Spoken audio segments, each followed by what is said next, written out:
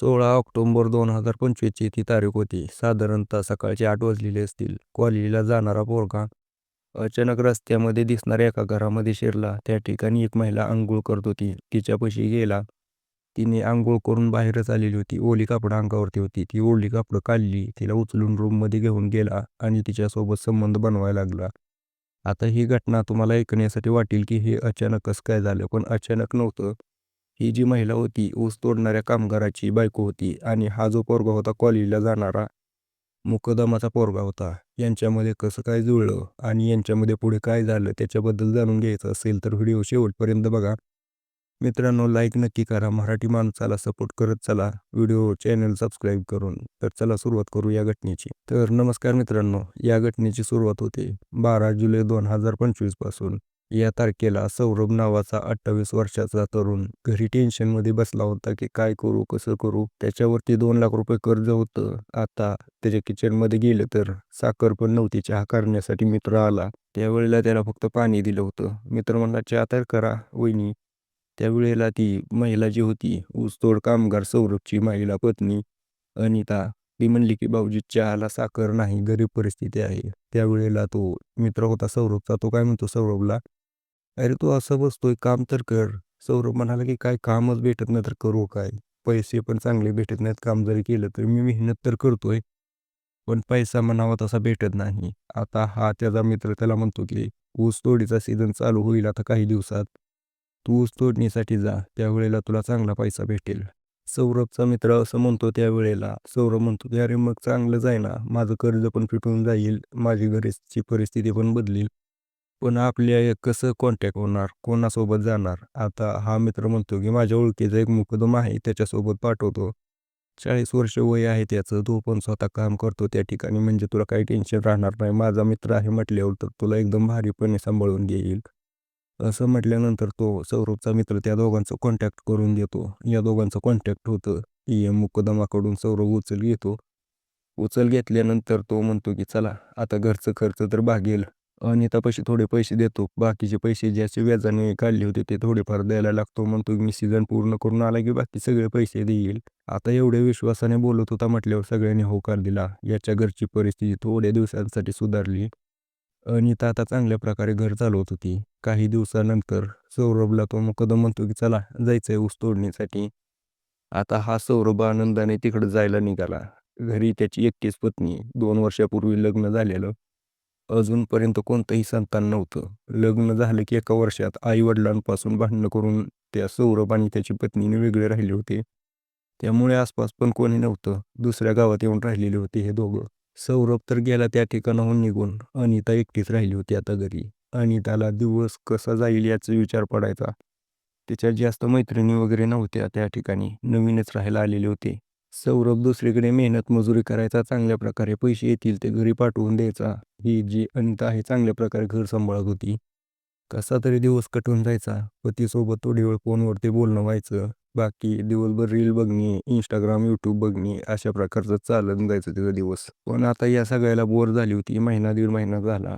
आता कट्ट्यावरती बसून दरवाजाच्या येणाऱ्या जाणाऱ्या व्यक्तीला बघत बसायची. आता हीच तिचं दिवस आता या अनिताचं हेच रुटीन बनलं होतं. तिला आता समजत नव्हतं की काय करू मी दिवसभर. 14 ऑगस्ट 2025 या दिवशी अनिताला तिचा पती सौरभ फोन लावत होता पण फोन लागत नव्हता. त्यामुळे तो काळजीत पडला. दुसऱ्या दिवशी लागला, दुसऱ्या दिवशी पण लागत नव्हता. त्यांच्या तिकडे पाऊस चालू होता. त्यामुळे काय झालं होतं की नेटवर्क गेलं होतं, पूर्ण लाईट गेली होती, मोबाईल चार्जिंग नव्हता, त्यामुळे लागत नव्हता. पण या सौरभला काळजी बसली होती की काय झालं असेल तिच्यासोबत. आता हे तर त्या ठिकाणाहून 400 किलोमीटर दूर होते. करायचं काय? मुकदम म्हणला, थांब मी पोराला फोन लावतो आणि तुझ्या घरी पाठवून देतो चौकशी करायसाठी. त्यावेळेला मुकदम त्याच्या पोराला फोन लावतो. त्याचा 19 वर्षाचा अभिजित नावाचा पोरगा, कॉलेजला जाणारा, सेकंड इयरमध्ये शिकत होता. त्याला फोन लावलं, गाडीवरती जाऊन बघायला सांगितलं. त्यावेळेला काही अडचण नव्हती, लाईट नव्हती, त्यामुळं मोबाईल बंद होता.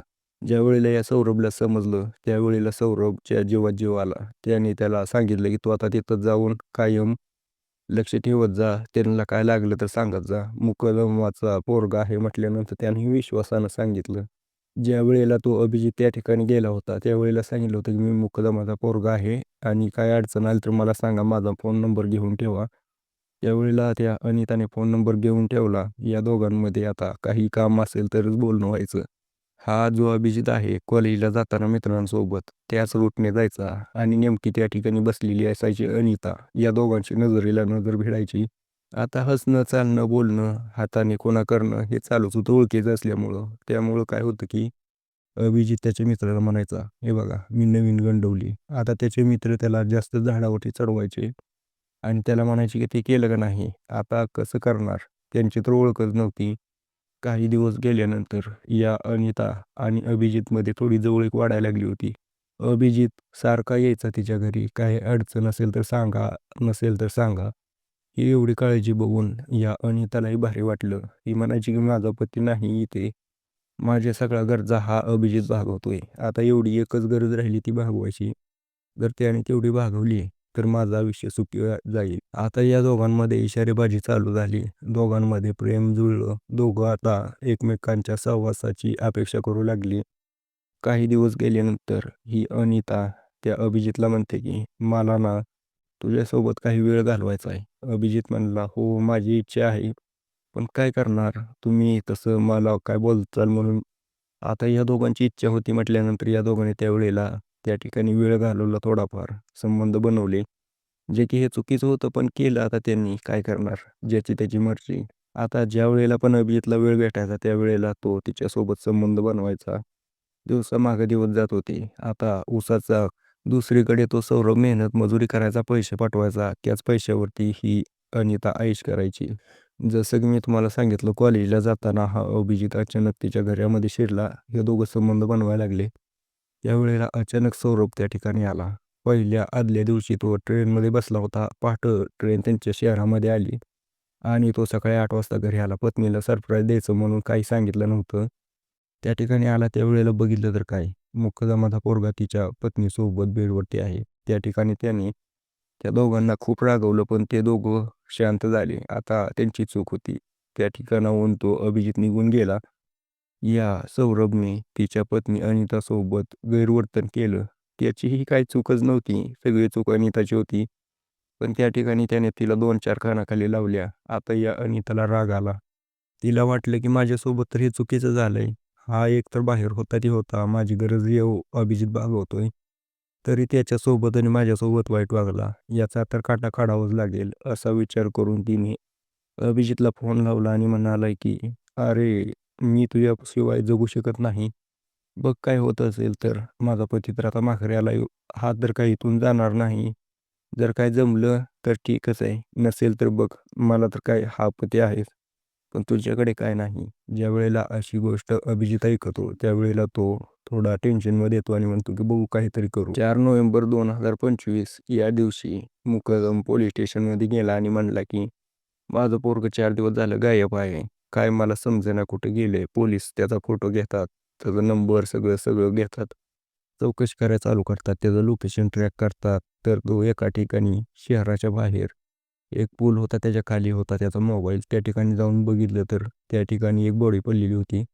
पोलिसांनी लगेच चौकशी केली तर हो तो अभिजितच होता जो की मुकदमाचा पोरगा आहे. तर विषय काय झाला त्यांना समजेना की कसं काय झालं, कोणी केलं असेल. पोलिसांनी चौकशी केली.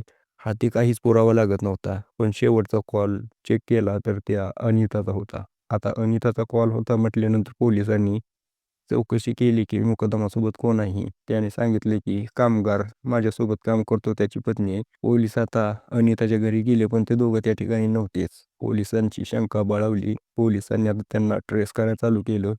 सौरभ आणि अनिता त्या दोघांच्या गावामध्ये गेलेली होती. पोलिसांनी त्या दोघांना तिथून उचललं, पोलीस स्टेशनमध्ये आणलं आणि चौकशी केली.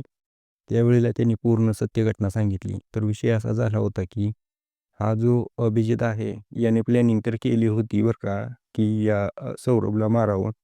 पण सौरभ ताकदवान गडी होता, मेहनत करणारा. हा एक जवान पोरगा याच्यासमोर त्याची काय मेळ लागणार होता. ज्यावेळेला तो त्याला मारायला आला, त्यावेळेला या कामगार सौरभने त्याला मारलं होतं. आता त्याच्या पत्नीला बी धमकी दिली, "तुला बी मारू का?" त्यावेळेला ती म्हटली की "नाही, आता माझ्याकडून अशी चूक होणार नाही. एकदा माफ करा." त्या दोघांनी मिळून त्याची विल्हेवाट लावली. पुलाखाली नेऊन टाकलं. जिथं की गटारी वाहत होती. त्यांना वाटले की काय होणार आहे. पण मोबाईल नंबरवरून समजलं. तर अशा प्रकारे ही घटना उघडकीस आली. तर मित्रांनो याच्याबद्दल तुम्हाला काय वाटतंय? या दोघांना तर शिक्षा होईलच. पण तो अभिजित जो आहे तो हाकनाक याच्यामध्ये गमावला गेला. मुकदमाचा पोरगा चांगला एकटाच होता.